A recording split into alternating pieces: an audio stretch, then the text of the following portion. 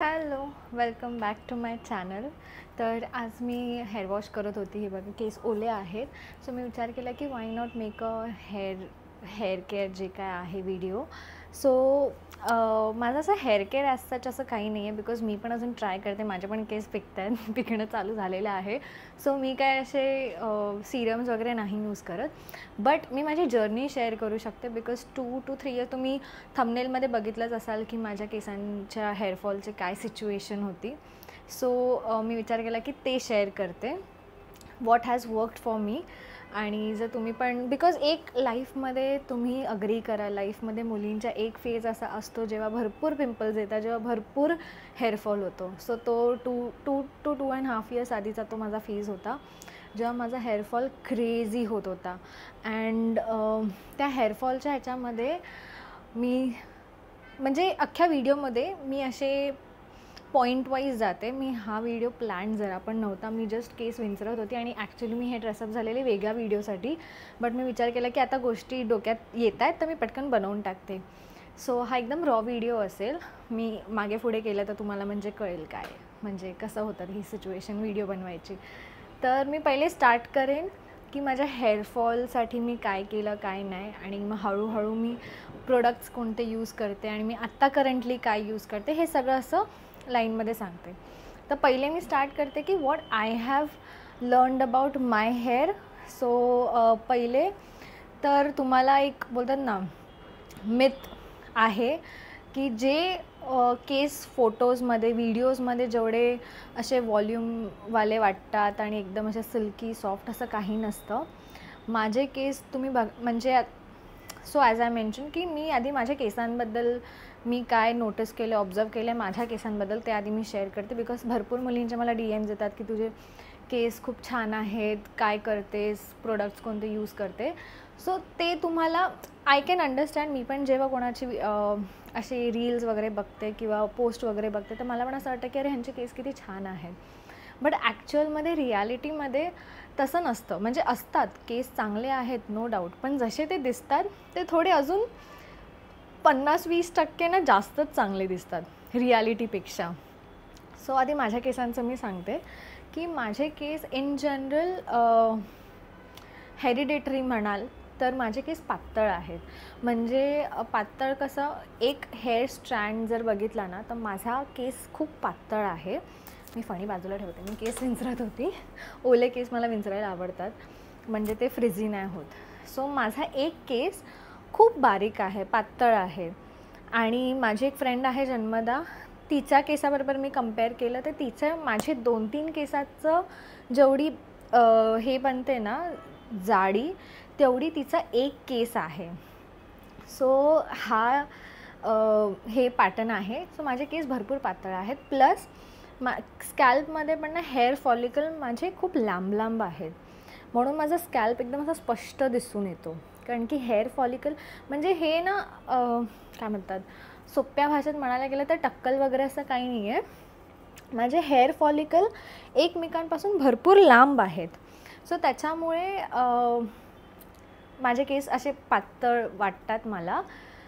आणि काही लोकांचं मी बघितलं आहे, आता जन्मदा माझी चांगली फ्रेंड आहे, म्हणजे मी तिच्या केसांना जास्त जवळ बघितले आणि तिचे जाड आहेत म्हणून मी सांगते की तिचा हेअर फॉलिकल ना म्हणजे एकाच्या बाजूला एक, किंवा मग काय काय ह्याच्यामध्ये एका हेअर फॉलिकलमधून 2-3 केस येत आहेत. तर तशी सिच्युएशन माझी नाही आहे. माझं हेअर फॉलिकल एकतर एकमेकांपासून भरपूर लांब आहे, हे बघा, म्हणून माझा स्कॅल्प असा क्लिअर असा वाटतो. सो तसं आहे. आणि आत्ता केस लांब असल्यामुळे ते खूप भरलेले असे वाटतात, पण तसं बघायला गेलं तर हे बघा, केस माझे असे काय इतके जाड नाही. असं रोल करून तुम्हाला दिसेल की नॉर्मल ॲव्हरेज केस आहे. म्हणजे आत्ता बघायला गेलं तर हेरिडेटरीच्या हिशोबाने माझे केस सध्या हेल्दी आहेत, म्हणजे नाही हेअरफॉल होतं आहे. आणि मी माझ्या केसांच्या क्वालिटीला काही करू नाही शकत. हे मला बाय बर्थ मिळालं आहे. मी हेअर फॉलिकल काहीही प्रोडक्ट्स यूज केले, काहीही ट्रीटमेंट्स केले, ते चेंज होणार नाही. जे तुम्हाला मिळालं आहे तसेच केस तुमच्या आयुष्यभर राहणार आहे. बट तुम्ही काय करू शकतात की तुम्ही त्याला इम्प्रूव्ह म्हणजे हेल्दी ठेवू शकता. That is the only thing what you can do. त्याच्या व्यतिरिक्त तुम्ही तुमच्या हेअर पॅटर्नला कम्प्लिटली चेंज नाही करू शकत. आता हे बघा, मी माझे केस धुतलेत, खालून ओलेत, आणि आता तुमच्या समोर मी हे असे टर्न केले तर हे असे टर्न झाले. सो माझे केस नॅचरलमध्ये इथून स्ट्रेट आहेत, स्ट्रेट असं नाही, वेवीच आहेत, बट इथून ते स्ट्रेट राहतात आणि खाली माझे ते टर्न होतात. सो जेव्हा मी असे केस पूर्ण सुकलेले असतात आणि मी असे वन साईड वगैरे घेते तर ते एकदम बाउन्सी आणि एकदम छान वाटत. आणि काय होतं ना, केस माझे लाईट वेट असल्यामुळे बाउन्स पण येतो. जेव्हा केस हेवी असतो ना, एक केस मी म्हणते, जेव्हा भरलेले केस असतात तेव्हा ते असे पडतात, कारण की वजन असतं ना केसांमध्ये, मग ते असे पडतात. आणि माझे का नाही पडत, बिकॉज माझे बाउन्सी वाटतात, कारण ते लाईट वेट आहेत. म्हणून मी जेव्हा पण असे इथून असे केस केले तर हे असा बाउन्स येतो, कारण की केस लाईट वेट आहेत. जर केसात वजन असलं असतं तर ते असे चपटे झाले असते. तर मी खूप वियर्ड अँगल्समध्ये तुम्हाला दाखवते, बट जस्ट अंडरस्टँड. तर हा इश्यू होतो की जेव्हा माझी म्हणजे ती जन्मदा जेव्हा हेअर अशी काही फ्लिप वगैरे करते किंवा कर्ल वगैरे करते तर तिथे नाही टिकत, आणि आमचे इझिली टिकतात बिकॉज तसे आहेत. सो हे होतं माझ्या केसांबद्दल. सो तुम्ही जे व्हिडिओ, मी घाबरली, तुला का मला हार्ट अटॅक द्यायचा आहे, येडा जा ना. यश होता, यश मला कंटिन्यू, मी विसरेन माझ्या डोक्यातले पॉईंट्स. ओके, सो त्याचं काहीतरी काम होतं म्हणून आलेला. सो हां, wear I was.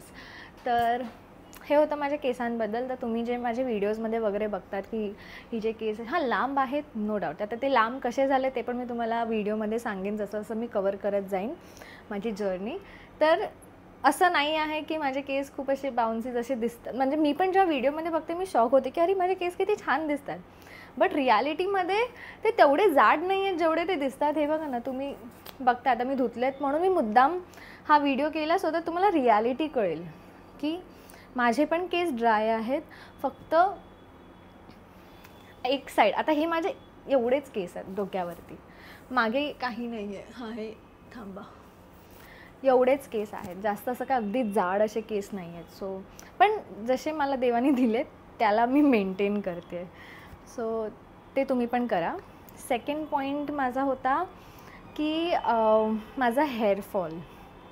So 2.5 years आधी माझा क्रेझीसारखा हेअरफॉल होत होता. म्हणजे मला कळत नव्हतं की मी काय वेगळं करते. म्हणजे तुम्हाला फोटोज, मी जे पण प्रोडक्ट्स वगैरे बोलेन ना, मी सगळे इथे पॉपअप करेन. पूर हेअरफॉल होत होता, म्हणजे असं होत होतं. आणि मला इतकं टेन्शन येत होतं की केस धुतल्यानंतर लिटरली असा चुरा केला ना केसांचा की एवढा असा बंच बनायचा.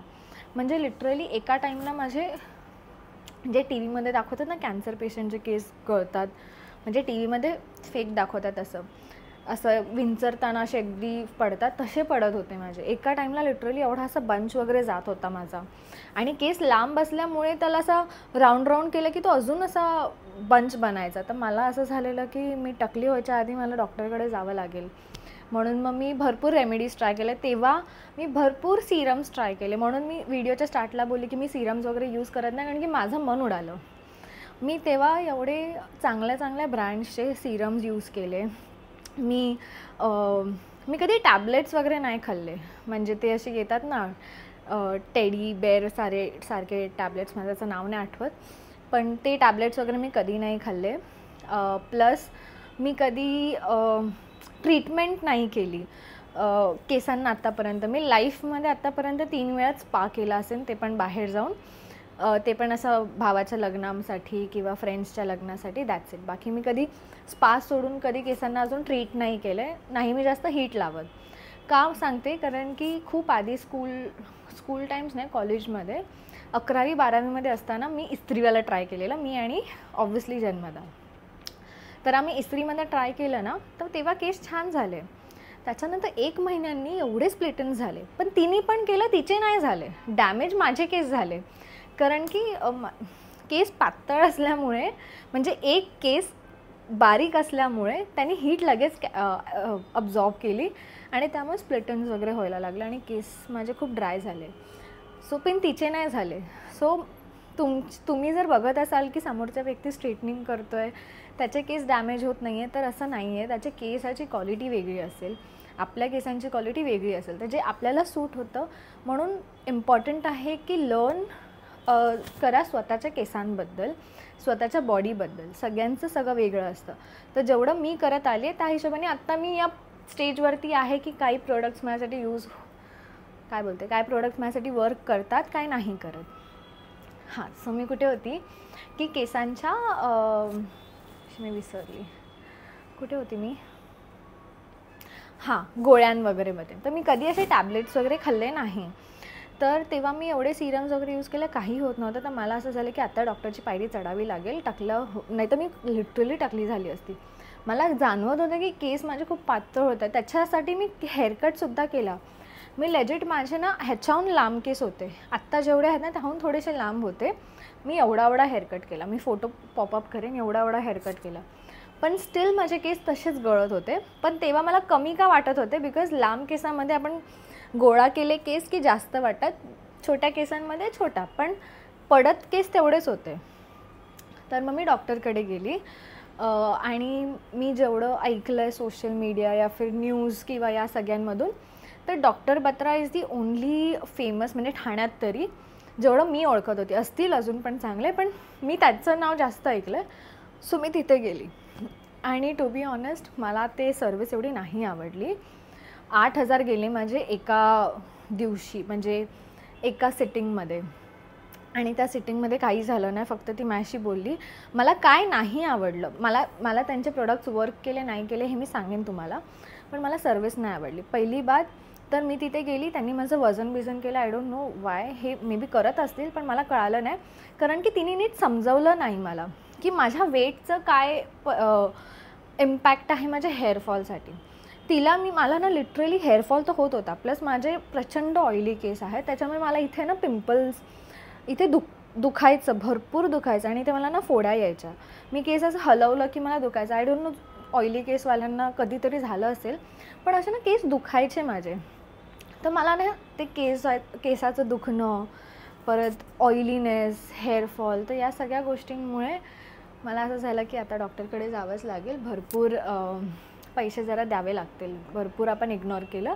होम रेमेडीज वगैरे सगळं काही वर्क करत नव्हतं. मे बी काहीतरी इंटरनली कमी पडत असेल माझ्या केसांसाठी. सो मी डॉक्टर बत्राकडे गेली. ती होती लेडी डॉक्टर. ती खूप चांगली होती बोलायला, पण ती ना स्पष्ट मला सांगतच नव्हती की काय रिझन आहे माझ्या हेअरफॉलचं. मी तिला ऑइलीनेसचं सांगितलं की केस दुखत आहेत, का दुखत असतील. तर तिचा ॲटिट्यूड असा होता की ऑइलीमुळे दुखत असेल. मला तू सांग ना, जर मी पे करते 8,000 पे करते फक्त फर्स्ट इंटरॅक्शनसाठी, तर मला तू सांग ना की काय प्रॉब्लेम्स असू शकतात, काय नाही. तू मला काय सांगितलं नाही. तू मला टॅबलेट्स दिले, ते साखरेसारख्या गोळ्या असतात ना तशा त्या मला दिल्या. आणि मला सांगितलं की जेवायच्या आधी, जेवायच्या नंतर असे प्रॉपर टाईम टू टाईम तिने मला सांगितलं की मिस नाही करायचं, टाईम टू टाईम खायचं. सो ते, आणि त्याच्यासोबत मला हे दिलं प्रोटीन पावडर, जे त्यांनी जे त्या 8,000मध्ये नव्हतं. सो ते प्रोटीन पावडर होतं समथिंग 1,400चं. तेव्हा मी मोठावाला घेतला, तेव्हा मला माहिती नव्हतं की त्याचं छोटं व्हर्जन पण मिळतं. बट ते टाईम होतं जेव्हा माझं हेअरफॉल जर्नी टर्न झाली. सो आय डोंट नो त्या टॅबलेट्सने काय फरक पडला की नाही, बिकॉज ॲज युजल आपण टॅबलेट्स घ्यायला लागतो. 1-2 वीक्स आपण एकदम प्रॉपर एक्साइटमेंटमध्ये असतो, टाईम टू टाईम घेतो, बट नंतर आपण मिस करतो. तर मी 2 महिने प्रॉपर घेतलं. आणि नंतर मला सतत कंटाळायला लागला की तिच्याकडे जा. आणि मी एवढी इंट्रोवर्ट आहे ना, मला डॉक्टरशी बोलायला पण जमत नाही. मी पहिल्या ह्याच्यात पण मी यशला घेऊन गेलेली, ती काय विचारत होती तो आन्सर करत होता. मी डॉक्टरशी कधी इंटरॅक्ट केलंच नाही आहे. ते बोलताना थोडी भीती टाईप असं. सो तिच्याकडे जायला मला हे वाटायचं आणि फक्त गोळ्या घ्यायला जायचं. ती काय बोलायचीच नाही की काय इम्प्रूव्हमेंट आहे, काय चेंज झालं आहे, काही ब्लड टेस्ट केलं नाही, काय नाही. तिने फक्त ते प्रोटीन पावडर दिलं आणि त्या गोळ्या दिल्या. तर त्या गोळ्या मग मी 2 मंथ्स नंतर घेणं बंद करून टाकलं. But I was continuing with that protein powder. And तुम्ही यकीन नाही कराल, त्या प्रोटीन पावडरने भलेही त्यांची सर्विस कशी असू दे, काही त्यांनी हे केलं नाही, बट त्यांच्या प्रोटीन पावडरनी मला जी मदत झाली आहे ना, विचारू नका. सो त्या प्रोटीन पावडरमध्ये असे होते की नो शुगर, नो प्रेझर्वेटिव्स, हे सगळं. अँड ते प्लांट बेस्ड होतं आणि त्याच्यामध्ये विटॅमिन्स आणि बायोटीन वगैरे सगळं होतं. सो ते असं होतं की एकदा ते पॅकेट ओपन केलं की त्याचे 2-3 मंथ्स हे आहे काय बोलतात एक्सपायरी, तर ते लगेच खावं लागतं. तर दिवसाला मला ते दुधातून किंवा पाण्यातून, तर दूध मी जास्त पियत नाही म्हणून मी पाण्यातून असं 1-2 चमचे घेऊन पियायची. आणि त्याने मला एवढं इफेक्ट पडलं, म्हणजे लेजिट 1 वीकमध्ये माझा हेअरफॉल प्रचंड कमी झाला. म्हणजे जे 100 केस दिवसाला गळत असतील ना, ते 20 वरती आलेले. आणि 1 मंथने माझा 1 केस गळत नव्हता. सो एवढं एक सेकंड, नवऱ्याचं मी काय करू, गोष्ट करायला आलेलं एवढीची गोष्ट मला समोर होतं सगळं, पण जोपर्यंत बायको आल्याशिवाय करत नाही तोपर्यंत येणार नाही. मी विसरते ना पण सारखी, मी कुठे होती हां. सो 2 मंथ्स नंतर माझा हेअरफॉल लेजिट पूर्ण बंद झालेला. आणि आय वॉज हॅपी. मला असं आलं की चल केस कमी झाले डोक्यावरचे, पण मला टक्कल विक्कल कुठे पडलं नव्हतं. असं पॅचेस वगैरे पडतात तसं काही पडलं नव्हतं. बस हेअरफॉल होत होता भरपूर, स्पेशली इथून मागून अँड इथून. सो सॉरी इथून नाही, इथून जिथे मला पेन होतं आहे तर तिथून होत होता. आणि त्याच्याने माझी हेअर क्वालिटी चांगली व्हायला लागली, माझे नेल्स चांगले व्हायला लागले, बिकॉज ऑब्व्हियसली बायोटीनने नेल्स वगैरे पण चांगले होतात. सो ते सगळं झालं. मग मी ती पावडर माझ्या भावाला रेकमेंड केली, माझे जेवढे क्लोज फ्रेंड्स आहेत त्यांना रेकमेंड केली, आणि सगळ्यांना मी जबरदस्ती घ्यायला लावलं. ज्यांचा हेअरफॉल होत होता त्यांनी घेतलं. मी तुम्हाला रेकमेंड नाही करणार, तुम्ही तुमची रिसर्च करा. After all it's a protein powder. तुम्ही कन्सल्ट करा, तुम्ही तुमची रिसर्च करा, यूट्यूबवरती व्हिडिओज आहेत ते बघा, तुम्ही इन्ग्रेडियंट्स बघा, माझ्या बोलण्यावरती जाऊ नका. बिकॉज क्लोज फ्रेंडला रेकमेंड करणं हे असतं की हां चल ओळखीचा आहे, आपण म्हणजे रिस्क घेऊ शकतो. पण व्ह्यूवर्स नाही करताना मी नेहमी सजेस्ट करेन की तुम्ही स्वतःचं पण रिसर्च करा. But it has worked for me. त्याच्यामध्ये असे काही केमिकल्स वगैरे नव्हते. सो मी ते पिलं. बट त्यात प्रॉब्लेम काय झाला ना की 2-3 मंथ्स मी त्याला कंटिन्यू पिलं. त्याच्यानंतर मी बंद केलं आणि मला अशी सवय झालेली की हेअरफॉल नाही होत आहे. तर माझा थोडासा जरी हेअरफॉल झाला ना तर मग मी परत ती पावडर ऑर्डर करायची.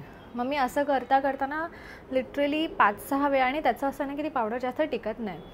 ती 1-2 महिन्यात मग त्याच्यात बाकी प्रोटीन पावडरसारखं त्यात पण असे किडे ना, त्याचे काय बोलतात त्याला, असे छोटे छोटे पाखरू टाईप असे यायला लागतात. सो त्याची एक्सपायरी खूप कमी आहे. तर मग तुम्ही एकदा ते पॅकेट ओपन केलं तर मेक शुअर की तुम्ही पिता. बिकॉज 700 रुपयाचं ते छोटं मिळतं. मी 700-700चं मागवायची. मग मी, माझा भाऊ, माझी मम्मी, आम्ही तिघंही पियायचो.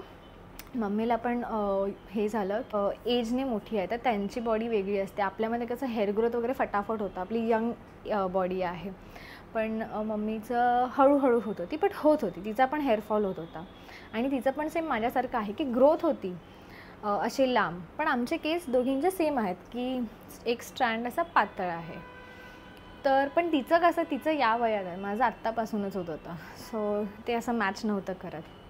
मग मी ती पावडर कंटिन्यू ठेवली.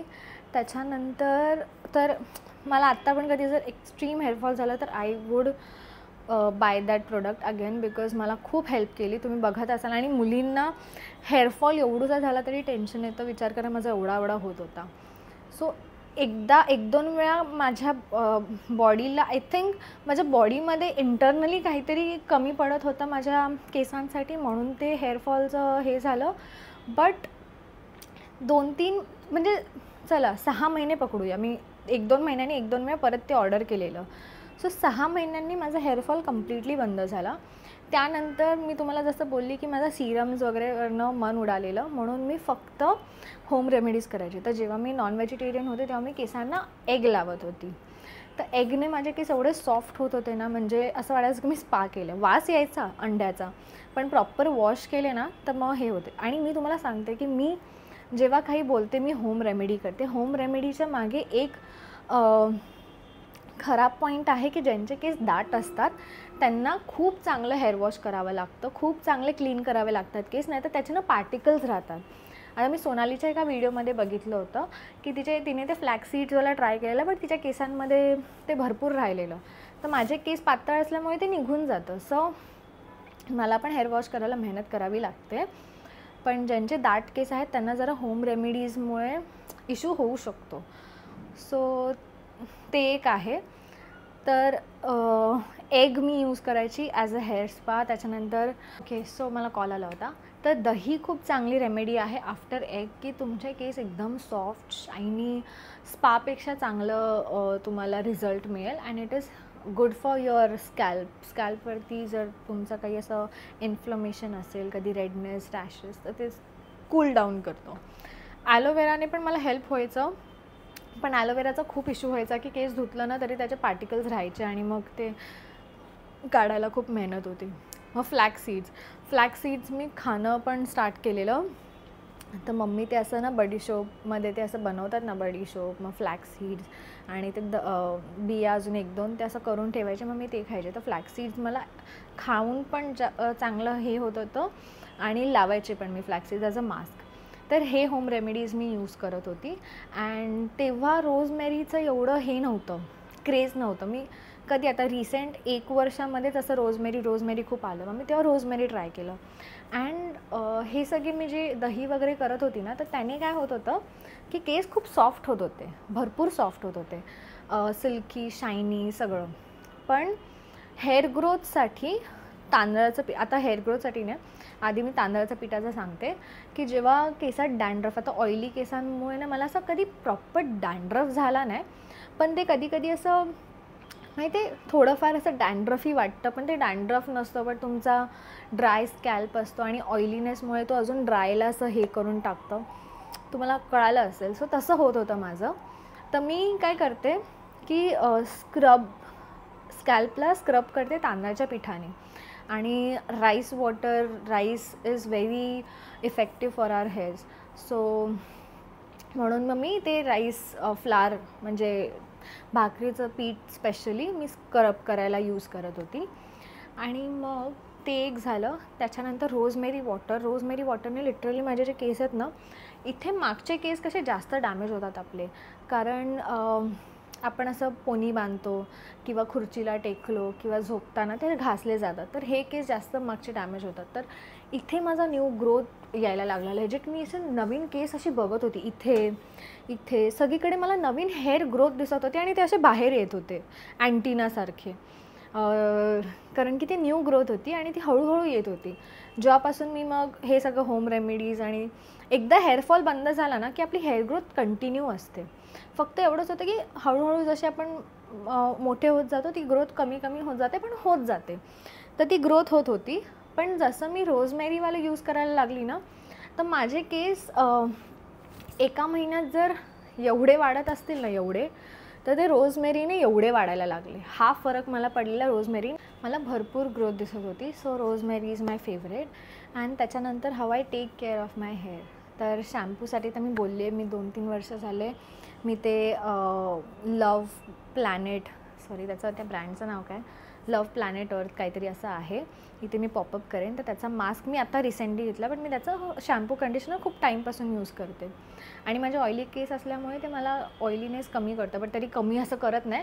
2 दिवसात परत मला धुवावे लागतातच केस. तो मी आता ॲक्सेप्ट करून घेतलं आहे की ऑफिसच्या 3ऱ्या दिवशी मला पोनी बांधूनच जायचं आहे. मी हेअर वॉश नाही करणार आहे एवढा, बिकॉज वेळ पण नाही मिळत आणि हेअर वॉश करायला परत लवकर उठा हे सगळं नाही. त्यापेक्षा मग मी पोनी बांधते. आणि हेअर केअर, सो आता हेअर केअरसाठी मी काय करते, सो आधी मी भरपूर व्हिडिओजमध्ये मेन्शन केलं आहे की शॅम्पू कंडिशनर माझे एकच फेवरेट आहेत, समथिंग त्या ब्रँडचं नाव आहे लव्ह प्लॅनेट अर्थ, त्याचं लॅव्हेंडर. आणि आता न्यू मी रिसेंटली ऑलिव्हवाला घेतलं आहे. सो ऑलिव्हवाला मास्क मी आता रिसेंटली घेतलं आहे. मास्क मी आधी यूज केला नव्हता, आत्ता करते. आणि इट इज गिविंग ॲव्हरेज, असं काय एक्स्ट्रॉऑर्डिनरी काही देत नाही आहे. जसं कंडिशनर खूप वेळ ठेवल्यानंतर जसं फील होतं तसंच फील होतं आहे, बाकी it is not doing anything else. So ते एक मला त्याचा शॅम्पू आवडतो. आणि आय हॅव ॲक्सेप्टेड नाव की माझे केस प्रचंड ऑइली आहेत. सो मला ऑफिसच्या 3rd डेला केस पोनी बांधूनच जायचं आहे, बिकॉज हेअर वॉश सतत करणं चांगलं नसतं ॲटलीस्ट. आणि ते नॅचरल ऑइल आलेलं ना चांगलं असतं, त्याला येऊ दे, पण त्याला जास्त वेळ केसात ठेवू नका, नाही तर मग डर्ट वगैरे सगळं असं काय बोलतात अट्रॅक्ट होणार. सो ऑइली केस झाले त्याला ऑइली होऊ दे, तुम्ही 1 दिवस थांबा आणि मग नंतर धुवा. पण ते पण म्हणून त्याच्याने ना आपला ड्रायनेस कधी कधी होत नाही, हे ऑइली केसांच्या प्लस पॉईंट आहे. तर ते एक आहे. आणि हेअर केअरसाठी सर्वात इम्पॉर्टंट आहे, मी माझ्या फ्रेंड्सना सांगते, माझ्या ज्यांना पण ओळखीच्या आहेत त्यांना सांगते की healthy hair are most important rather than having long hairs. So लांब केसांचा प्रॉब्लेम हा होता की तुम्हाला असं वाटेल की हां या मुलीचे केस किती लांब आहेत, बट जवळून बघितलं तर ते ड्राय आहेत, स्प्लिट एंड्स आहेत. सो छोटे केस इज ओके, पण लांब केस with lots of split ends is not okay. So समजा मी तुम्हाला एक्सप्लेन करते, आय डोंट नो मी चांगली आहे का तेवढी. हे केस आहेत तुमचे स्प्लिट एंड्स आता इथे आहेत, दिसतं इथे. इथे स्प्लिट एंड्स झाले तर तुम्ही तेव्हाच्या तेव्हा ट्रिम करा. जर काही फंक्शन असेल, जर काही इव्हेंट असेल, लग्न बिग्न, तर 1 महिना थांबा. 1 महिन्यात स्प्लिट एंड्स इकडनं इथे जात नाही. बट मेक शुअर की तुम्ही ट्रिम करा जेव्हा तुमची इव्हेंट वगैरे होईल, जेव्हा फेस्टिवल वगैरे संपेल. पण समजा तुम्ही इथे स्प्लिट एंड्स असेल आणि ते नाही कापलं, तर ते स्प्लिट एंड्स वाढत वाढत असे वर जातात आणि मग वरपर्यंत आपले केस डॅमेज दिसतात. आणि मग तेव्हा होईल की 2 महिन्याआधी जर इथे कापले असते तर एवढीच लेंथ गेली असती, आता इथे कापावे लागतील. आणि जर इथे नाही कापले तर ते डॅमेज होत राहतात आणि मग वरपर्यंत केस डॅमेज दिसायला लागतात. आणि स्प्लिट एंड्स एकदा झाले की ते परत जॉईंट होत नाही. हे ॲडव्हर्टाइजमेंट वगैरेमध्ये दाखवतात ते सगळं खोटं आहे. स्प्लिट एंड्सला एकच उपाय आहे, कट, ट्रिम करणं. मग जर ते स्प्लिट एंड्स वाढत गेले तर मग तुमचे कायम केस तसेच रफ दिसणार, असे मधून आलेले वगैरे दिसणार. म्हणून आता माझे असे नाही दिसत, कारण की मला आता माझ्या केसांमध्ये स्प्लिट एंड्स आलेत, बट मी आता कापत नाही बिकॉज गणपती आहे. गणपती झाल्यानंतर मी ट्रिम देणार एवढा. आणि एवढे केस वाढायला 1.5 मंथ 2 मंथ्स लागतं. So it is okay. पण जर मी स्प्लिट एंड्स थांबली तर ते वरती, आणि स्पेशली हे जे मागचे केस आहेत ना, ह्याला स्प्लिट एंड्स जास्त येतात. सो तुम्ही पण ट्रिम टाईम टू टाईम करत राहा. बिकॉज जर तुम्ही स्प्लिट एंडला वाढून नाही दिलं ना, ट्रस्ट मी 2-3 महिन्यात तुम्हाला रिझल्ट दिसेल. तुमचे केस जास्त चांगले दिसायला लागतील, हेल्दी दिसायला लागतील. आणि स्प्लिट एंड्सला घालवत जा. आणि ड्रायनेससाठी शॅम्पू कधी पण इथे यूज करा. जेव्हा मी एकदम एक्स्ट्रीम पूर्ण केसांना ऑइलने चंपी करते इथपर्यंत, डॉक्टर्स वगैरे बोलतात की इथे ऑइल नाही लावायचं, पण मी इथे जास्त दिवस ऑइल नाही लावलं ना तर माझे केस ड्राय व्हायला लागतात. म्हणून मी इथे पण ऑइल लावते आणि इथे ऑइल लावलं की धुवावे लागतात. पण मेक शुअर की जेव्हा तुम्ही ऑइल इथे लावतात आणि इथे भरपूर घासून धुतात तेव्हा 10 मिनटं तरी इथे कंडिशनर लावून ठेवा, नाहीतर मग खूप ड्राय होतील. आणि असं हे आम्ही आधी पण मेन्शन केलं आहे की पावसाळ्यात केस गळतात, हेअरफॉल इज नॉर्मल. सो तुम्ही टेन्शन घेऊ नका. आणि काही लोकांना होम रेमेडीज वर्क करतात, काही लोकांना नाही. सिरम्स वगैरे, मी बोलते ना लाईफमध्ये एक असा इन्सिडेंट झाला की आपलं मन उडून जातं, तर तसं माझं झालं. सो मी हेअर सिरम्स वगैरे थोडं अवॉइडच करते सगळं, कारण की माझं होतं आहे होम रेमेडीजने. तांदळाचं पीठ, फ्लॅक्स सीड्स, दही. सो मी काही करत नाही आहे. आणि हीट कमी लावा, जेवढं कमी होईल तेवढं लावा. जेव्हा काही ओकेजनल असेल तेव्हा लावा. आणि त्या ओकेजन्समध्ये पण मेक शुअर की तुम्ही हीट प्रोटेक्टिंग स्प्रे यूज करता, त्याने भरपूर फरक पडतो. मी आता लग्नामध्ये एवढ्या वेळेला मी हीट लावली आणि पण मी ते स्प्रे केलं, त्याच्यामुळे माझे डॅमेज एवढं झालं नाही. मला वाटलेलं की भरपूर होईल स्प्लिट एंड्स, माझ्या केसाला लगेच स्प्लिट एंड्स होतात जर मी थोडी जरी हीट लावली, कारण की पातळ आहेत. आता तुम्ही बघा, नोटीस करा, काही लोकांचे केस असे जाड असतात, काही लोकांचे पातळ असतात, तर म्हणजे पातळ आहे. तर तेच होतं. मी सगळं काही प्रोडक्ट्स वगैरे यूज करत असेल तर मी त्याचे स्क्रीनशॉट इथे पण टाकेन, डिस्क्रिप्शनमध्ये पण लिंक टाकेल. I don't know he video तुमच्यासाठी हेल्पफुल असेल की नाही, बट दिस इज वॉट मी केलं माझ्या हेअर केअर हेअरफॉल जर्नीमध्ये. सो तुमच्याकडे पण काही टिप्स असतील माझ्यासाठी, स्पेशली केस पिकण्याचे. माझे केस पिकत नाही आहे टचवूड, पण आता ना असे 3-4 केस आधी 1-2 दिसायचे, आता मला 3-4 दिसत आहेत, तर मला ते कमी करायचे. आय डोंट नो त्याला पण रिव्हर्स करू शकतो की नाही, बट तुमच्याकडे पण काही असेल रेमेडी तर मला सांगा. So that was it. ह्याच्यानंतर I will probably make jewellery haul, बघूया, मी विचार करेन. Bye bye, thanks for watching.